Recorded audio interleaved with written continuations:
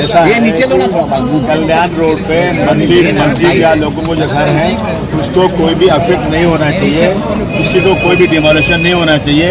इसलिए हम लोग कोशिश करें, हमारा देश एक धार्मिक देश है, यहाँ मंदिर मस्जिद के लिए लोग जान दे देते हैं अपने।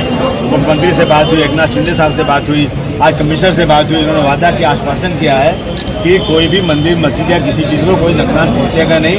ये हम आपको वादा करते हैं और हम यहाँ से लेटर भी दे रहे हैं, वापस लेटर भेज रहे हैं उसी के बारे में उनको बिल्कुल निश्चित करने के लिए कि लोगों को लगे कि हाँ भाई जो बातें हुई हैं सबके बीच में बात हो जाए। तो उन्होंने वादा किया और उन्होंने पहले इसकी वीडियो भी निकाला है और हमें उम्मीद है कि जिस तरह से बात हुई है कि मंदिर मस्जिद या वहाँ के रोड पे जो है एक्सटेंशन की वजह से किसी को कोई प्रॉब्लम नहीं होगा, वही करने आए तो वो बात होगी। कल कमिश्नर ने लिखित में दिया शहर का रोड चौड़ा क्यों है?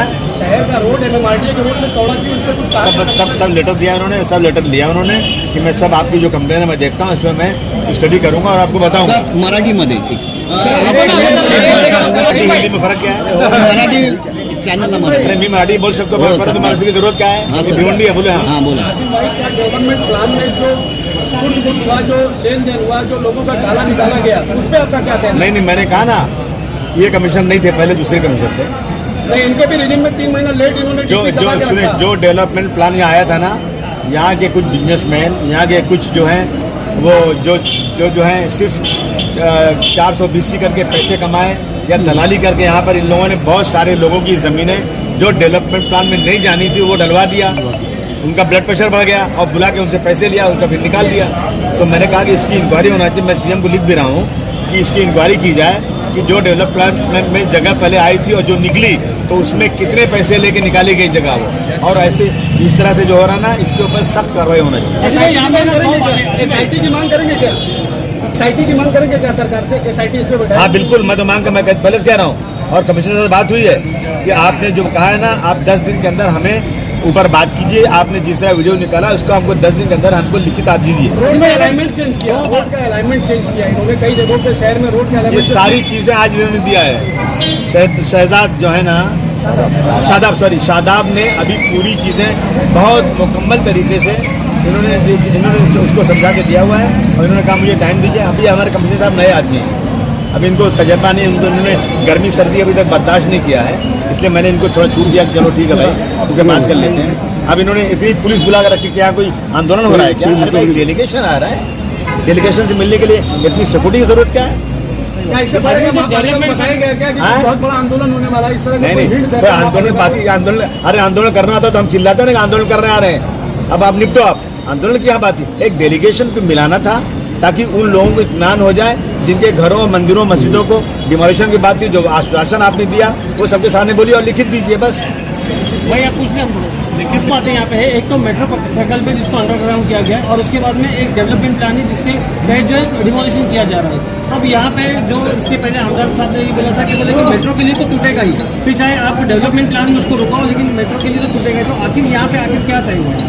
टूटेगा नहीं टूटेगा, किस बात में? नहीं, जो कल्याण रोड पे है कुछ नहीं टूटेगा, अंडरग्राउंड जाएगी वहाँ से मेट्रो, वहाँ नहीं टूटेगा। ये एकनाथ शिंदे साहब से, हमारे जो असीम गुप्ता साहब जो इसके इंचार्ज हैं उनसे, सीएम साहब सबको कह दिया गया है और उन्होंने आश्वासन भी दिया नहीं टूटेगा। आपने सुना नहीं क्या इनकी वीडियो?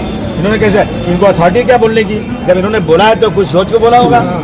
कमिश्नर साहब ने क्या लिखित में दिया? क्योंकि संघर्ष समिति का ये था कि हमको लिखित में नहीं, वो उन्होंने कहा कि मैं लिखित ऐसा नहीं दे सकता हूँ, लेकिन मैं ऊपर बात करूंगा, 10 दिन में आपको जवाब देता हूँ। कंपनसेशन की कुछ बात जी, कंपनसेशन किसी कमीशन टूटेगा। अगर टूटेगा तो बात करेंगे, पहले अभी तो बात टूटे ही नहीं है।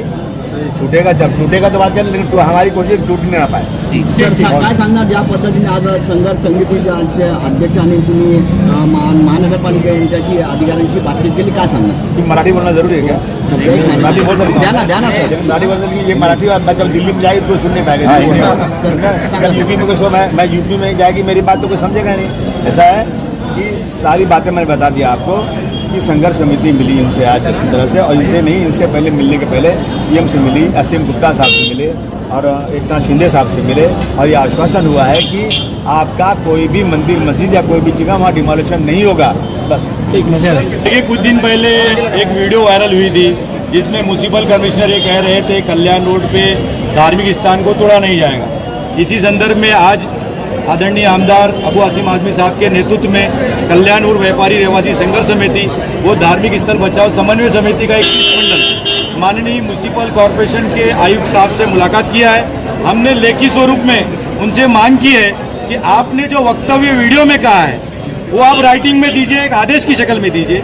और उनको हमने 10 दिन का अल्टीमेटम फिर से राइटिंग में दिया है। धार्मिक स्थल बचाओ समन्वय समिति ने भी बात किया है और उन्होंने राइटिंग में एक लेटर दिया है कि मंदिर, मस्जिद, दरगाह, कब्रिस्तान, बाबा साहब अम्बेडकर स्मारक को किस तरह 2023 के डीपी से बाहर रखकर तरतूद करके पूरी तरह बचाया जाएगा।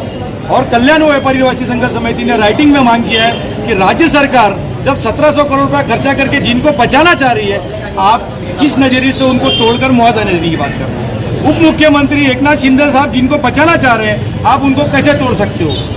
मुख्यमंत्री देवेंद्र फडणवीस साहब जिनको बचाना चाह रहे हैं, आप उनको कैसे तोड़ सकते हो?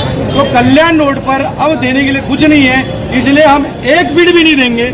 राज्य सरकार जो चाह रही है हम उस बात की तायद करते हैं। म्युनिसिपल कमिश्नर से राइटिंग में हमने भी कल्याण व्यापारी रहवासी संघर्ष समिति ने मांग की है कि एक फुट भी हम देंगे नहीं, क्योंकि मुख्यमंत्री उप मुख्यमंत्री की अवहेलना हो रही है। उनकी जो कल्पना है 1700 करोड़ रुपया खर्चा करके लोगों को बेघर बेरोजगार नहीं होने की, उसको ठेस पहुंचाने की जो कोशिश हो रही है, उसके लिए आने वाले वक्त में अगर लेखी स्वरूप में जवाब नहीं मिलता है तो 10 दिन के बाद आंदोलन करना पड़े तो पूरे शहर का जन सैलाब लेकर हम भिवंडी निजामपुर महानगर पालिका के प्रशासक का घेराव करेंगे।